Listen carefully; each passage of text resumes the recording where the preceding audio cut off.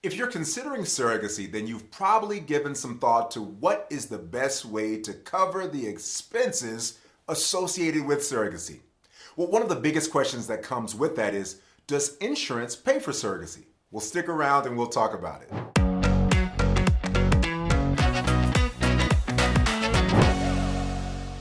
What's up? I'm Corlandos Scott, a surrogacy attorney in Los Angeles. So I've dedicated my practice to helping people grow their families through assisted reproductive technologies. Now, in today's episode, we're going to cover what do typical health insurances cover, where to go to find surrogacy-friendly insurance, and whether insurance companies should reconsider the true value of surrogacy and address it more favorably.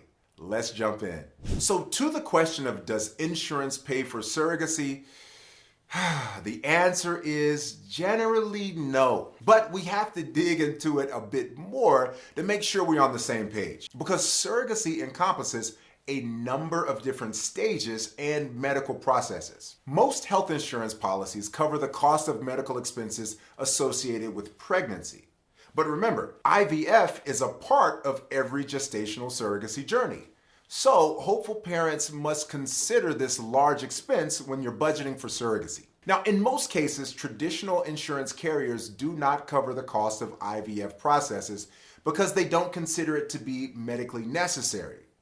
So, there aren't any Affordable Care Act policies that are specifically designed to cover surrogacy. So, what does health insurance typically cover? Well, typically, it covers most doctor or hospital visits, prescription drugs, some wellness care, and some medical devices. So you'd wonder why there is no blanket cover for surrogacy, right? Since it does include most of those things. Well, it goes back to the issue of being medically necessary. Most health insurance policies won't cover things that they consider to be elective. Now, technically speaking, elective procedures are optional surgeries performed for non-medical reasons, like cosmetic surgeries, facelifts, breast implants, liposuction, everything else aimed to improve patients' physical appearances. But surrogacy isn't quite an elective or cosmetic procedure, right? And if you've watched my video on why do people choose surrogacy, then you know that reputable professionals don't support patients who want to opt for surrogacy for cosmetic or non-medical reasons. So really, surrogacy, in my opinion, should be totally included in the category of medically necessary. But good luck trying to get insurance companies to realize that. So what happens when there's no insurance available to cover your surrogacy journey or parts of your surrogacy journey? Well, we have to find one that covers as much as possible, and you budget and plan for what it doesn't cover. So let's talk about where to go to find surrogacy-friendly insurance. My favorite sources of information for all things concerning the intersection of health insurance and surrogacy are New Life Agency and Art Risk Financial. The professionals there specialize in helping hopeful parents find the best policies to cover themselves and their surrogates. So if you're starting a surrogacy journey, it pays to have an insurance agency like this help you tackle these complicated issues of open enrollment, qualifying life events, ACA plans, all that type of stuff. And if none of what I just said makes any sense to you, then you definitely want to seek the help of an insurance company that deals specifically with surrogacy-related health insurance. One of the deciding factors for many people choosing which surrogate to work with is whether that surrogate already has an insurance policy in place. Now, let's say you find a surrogate who's already insured. Yay for you! Well, the analysis shouldn't stop there. Your next research should include whether her existing policy permits or excludes coverage during a surrogacy arrangement. Some policies take the position, we'll cover our policyholders when they are pregnant, regardless of whether they're carrying their own baby or someone else's, and none of the typical policy terms change. Good for them. Some policies say we will not cover our policyholder if she's carrying a pregnancy for someone else, period. Other policies include what I consider to be a rather ridiculous caveat. They say something along these lines. We'll cover our policyholder during her surrogacy pregnancy, but if she's being compensated for the surrogacy, then we want more money. In fact, we'll take at least 30% of whatever she's getting as compensation.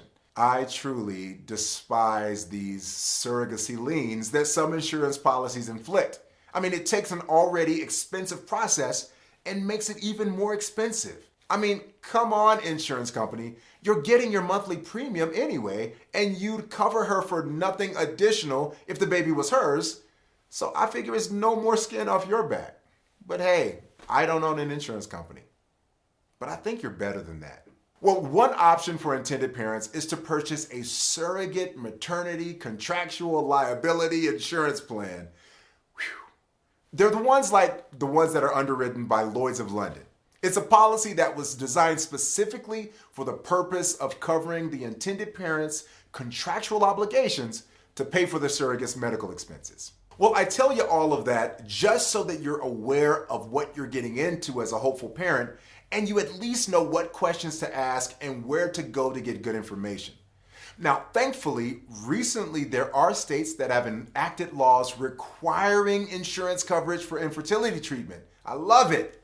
But there are certain conditions attached. So make sure that you check with one of the companies I mentioned earlier or with an insurance professional in your state to make sure you know the ins and outs of that. Now, let's talk about whether insurance companies should address surrogacy more favorably. But before we do, if you like the video, if you're getting anything out of it, then yeah, like it. Like by doing it the way YouTube tells us to do it, which is hit that like button so that YouTube knows to share this with more people. And while you're at it, you can go ahead and subscribe so you won't miss out on any of my upcoming videos. And if you know someone who's looking to grow their family through surrogacy, then be a hero. Share the video with them. It should come as no surprise that I think insurance companies should be more favorable towards surrogacy.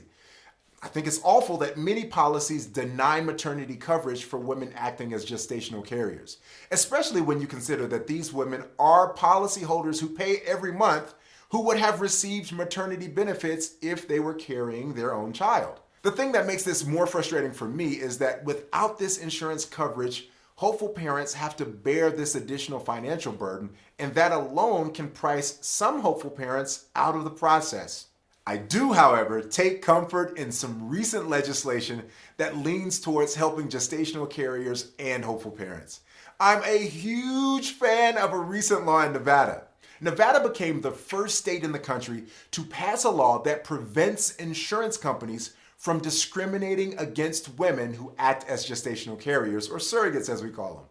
In simple terms, the new-ish law prevents an insurer from denying, limiting, or seeking reimbursement for maternity care when the insured person is serving as a gestational carrier. Now, this is amazing news for hopeful parents looking to embark on a surrogacy journey because it reduces the cost of having a baby using surrogacy. Now, before this law, hopeful parents had to pay for fertility treatments and the surrogate's medical expenses or, get her a new health insurance policy for the process.